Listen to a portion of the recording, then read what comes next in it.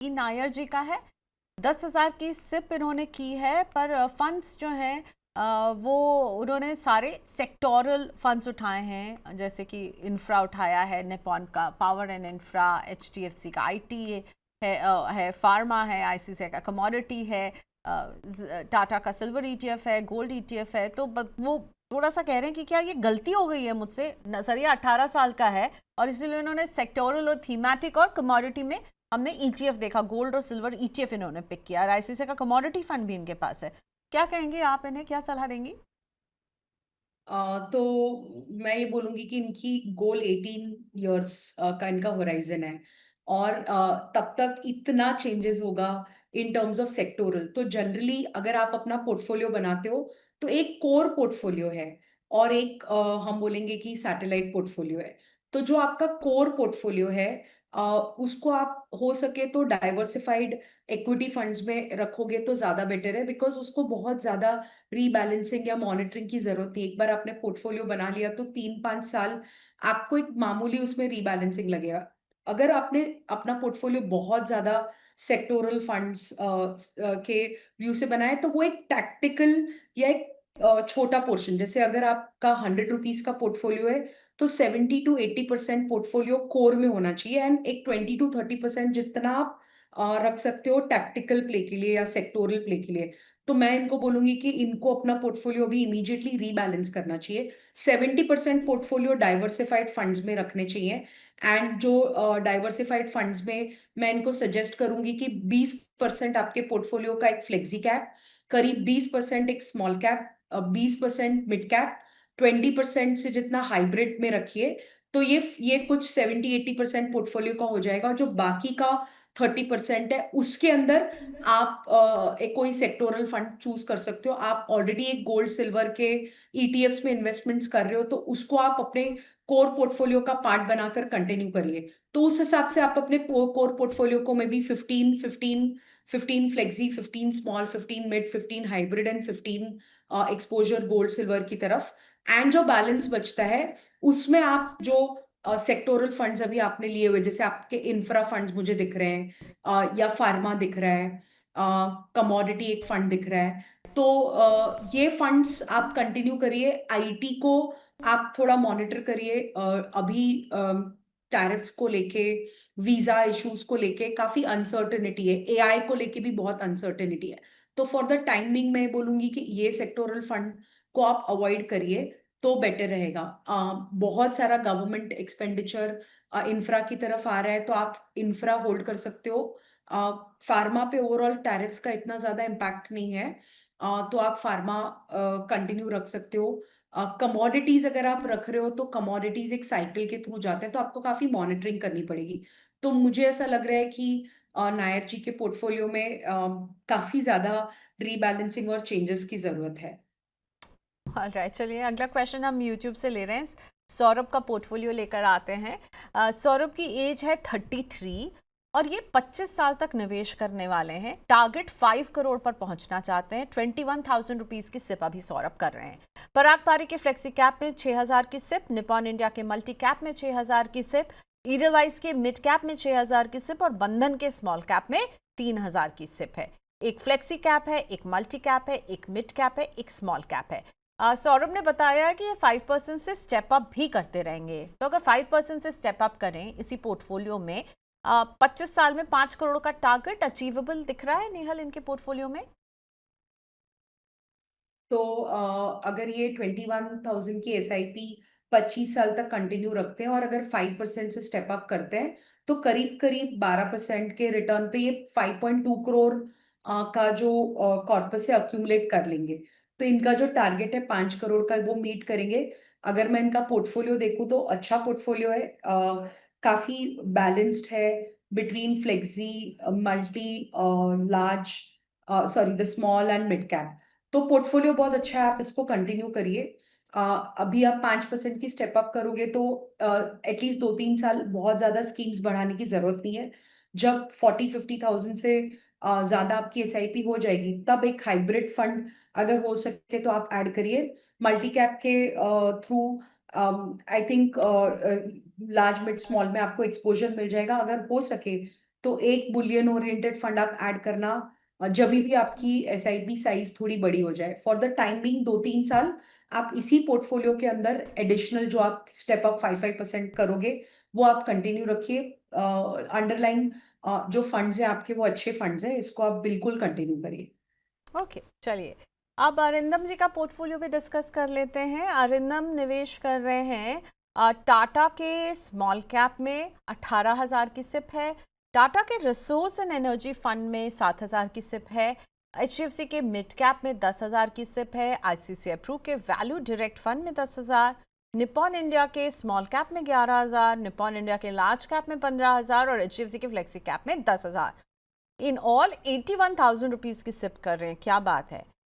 7 साल तक ये निवेश करने वाले हैं। क्या आपको लगता है कुछ इन्हें बदलना चाहिए अपने पोर्टफोलियो में? ये इनका सवाल है कि क्या ये पोर्टफोलियो ठीक है या इसमें मैं कुछ चेंज करूं, कुछ ऐड करूं, कुछ सब्सट्रैक्ट करूं? नेहल?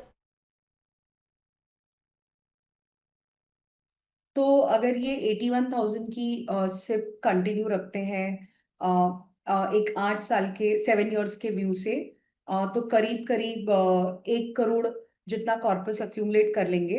इनके पास एक वैल्यू फंड है, एक मिड कैप है, फ्लेक्सी कैप है, एंड आई थिंक एक कोई सेक्टोरल फंड है। मोर और लेस इनका स्कीम सिलेक्शन अच्छा है, और डाइवर्सिफाइड भी अच्छा है, large mid small flexi and एक सेक्टोरल फंड। और जो इन्होंने सेक्टोरल फंड लिया है वो एनर्जी एंड ऑल जो अभी yes, Tata energy and sectors resource fund है। की। हाँ हाँ, तो जो हाँ, Tata resources and energy, right. So मुझे ऐसा लग रहा है कि ये पोर्टफोलियो आप होल्ड करिए। जो आपका सेक्टोरल फंड है उसको आप अगर हो सके तो पीरियोडिकली रिव्यू करते रहिए, बिकॉज अभी के लिए रिसोर्सेज एंड एनर्जी ठीक लग रहा है। बट जैसे मैंने बताया कि सेक्टोरल फंड्स अगर आपके हैं तो आपको एक एवरी क्वार्टर उसको रिव्यू करते रहना अच्छा रहेगा। ओके, एंड चलिए एक एएमसी की तरफ मुझे ऐसा लग रहा है कि अभी मैं देख रही हूँ टाटा टाटा का बहुत है। स्मॉल कैप भी है, टाटा का एक yes, resources and energy fund है। एक बार मुझे और उनकी स्कीम्स दिखेंगी। ऐसा ना हो जाए कि एएमसी पे एक्सपोजर इनका ज्यादा हो। और कोई स्कीम्स है इनकी टाटा की? नहीं नहीं, इफ टाटा आई की कैन दो जस्ट ही सी ऑन द स्कीम है, टाटा स्क्रीन। का स्मॉल कैप और टाटा का ये हाँ रिसोर्सेस ठीक है, एंड दो एनर्जी। स्कीम है तो ठीक है। वैसे हाँ, तो आई एचडीएफसी थिंक की भी दो निपॉन स्कीम के है। दो हैं। नेहल, आई हाँ, थिंक। निपॉन के भी तो 3 एएमसीज में इनके दो दो स्कीम्स हैं। तो आई यस थिंक ठीक यस, है, ठीक है, ये कंटिन्यू रख सकते हैं ये पोर्टफोलियो।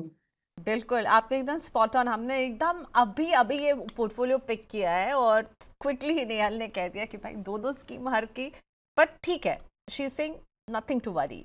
ओके, अगली बात हम रखते हैं दीपांजन जी की। दीपांजन जी, दीपांजन गुलेरिया। इनका क्वेश्चन लेना बहुत इंपॉर्टेंट है क्योंकि मुझे लगता है इससे इनसे इंस्पायर होंगे बहुत सारे लोग। ये बता रहे हैं कि ये 30,000 रुपए की सिर्फ शुरू करना चाहते हैं और दीपांजन की एज है 28 और 20 ईयर्स का नजरिया है जिसमें ये 5 करोड़ अचीव करना चाहते हैं। तो 30,000 की सिप इस बाजार में अगर किसी को 20 साल के लिए शुरू करनी है नेहल, तो उसका पोर्टफोलियो आप कैसा कंस्ट्रक्ट करेंगी? तो अच्छा है, ये म्यूचुअल फंड्स के बारे में सोच रहे हैं और सिप से ये 5 करोड़ का कॉर्पस अक्यूमुलेट करना चाहते हैं। तो अगर ये 30,000 की एसआईपी एक 20 ईयर के होराइजन से करेंगे तो करीब 2.5 से 3 करोड़ अक्यूमुलेट होंगे। तो मैं आपको ये सजेशन दूंगी कि आप एक 10% का स्टेप अप कर दीजिए। अभी 30 से शुरू करिए और हर साल उसको 10-10% बढ़ाते जाइए। और जब आपकी पोर्टफोलियो की बात होगी तो मैं आपको सजेस्ट करूंगी कि आप अपने पोर्टफोलियो में एक फ्लेक्सी कैप स्कीम करीब 15-16% ऑफ 30,000 का जो एसआईपी अमाउंट है वो, एक मिड कैप, एक स्मॉल कैप, एक हाइब्रिड स्कीम, एक कोई सेक्टोरल फंड आप चूज कर सकते हो क्योंकि टाइम होराइजन लंबा है तो थोड़ा एक टैक्टिकल टच भी आ जाएगा, और एक कोई गोल्ड सिल्वर। तो मैं आपको ये सजेशन दूंगी कि करीब करीब 6 स्कीम्स के अंदर आप ये 30,000 अमाउंट को डिवाइड करिए और इक्वल एलोकेशन सब में रखिए। फॉर द टाइमिंग एक ब्लेंडेड 12% का अगर रिटर्न मिलता है तो आप 5 करोड़ के जो अपने लक्ष्य है उस पर आप कंफर्टेबली पहुंच जाओगे। ओके, पर इस 5 करोड़ पे पहुंचने में 30,000 की रकम को भी स्टेप अप भी करना होगा, राइट? हाँ, 10% से हर साल स्टेप अप करना होगा और उनको। सेक्टोरल तो आपने फाइव एंड सजेस्ट हाफ किया है। करोड़ जितना कॉर्पस पहुंच जाएंगे। नील, आपने सेक्टोरल इनको सजेस्ट किया है, तो मैं पूछना चाहूंगी कि इस समय अगर कोई 20 इयर्स के टाइम होराइजन से कोई सेक्टर को चूज करना चाहता है तो किस तरह के सेक्टोरल फंड को देखना चाहिए, और क्या 20 इयर्स तक उसी एक के साथ चिपके रहना चाहिए, या फिर बीच में रिव्यू करके आप बदल भी सकते हैं? और अभी अगर दीपांजन को सेलेक्ट करना है तो कौन से सेक्टर से जुड़े फंड को ये इनको लेना चाहिए? तो सेक्टोरल फंड को आप 20 इयर्स के व्यू से नहीं ले सकते हो, आप उसको एक टैक्टिकल प्ले के हिसाब से देख सकते हो। अगर हो सके तो आप एसआईपी कर रहे हो तो आप सेक्टरल फंड को अवॉइड भी कर सकते हो। ये 30,000 आपको, जैसे मैंने बताया, 5 स्कीम्स, जैसे एक फ्लेक्सी कैप हो गया, एक मिड हो गया, एक स्मॉल हो गया, एक हाइब्रिड फंड हो गया, और एक बुलियन, तो उसमें भी आप रिस्ट्रिक्ट कर सकते हो। पर अगर आप एक्टिवली मार्केट को ट्रैक कर पाओगे और आपको एक थोड़ा किकर चाहिए पोर्टफोलियो में वाई इन्वेस्टिंग इन टैक्टिकल, तो आप एक कोई सेक्टोरल फंड सिलेक्ट कर सकते हो। पर वो ऐसा नहीं है कि invest it and forget it. Hmm. उसमें मॉनिटरिंग भी लगेगी, रीबैलेंस भी लगेगा for the time being, given that income tax के जो बेनिफिट्स हुए हैं, जीएसटी के जो बेनिफिट्स हुए हैं, और overall business to consumer companies का एक लग रहा है कि कंजम्पशन लेड पुश मिलेगी इकोनॉमी को। तो अभी के लिए जो कंजम्पशन फंड्स हैं, वो एक सेक्टोरल थीम में लग रहे हैं, या ऑटो का जो सेक्टर है, या इंफ्रास्ट्रक्चर पर्टिकुलरली।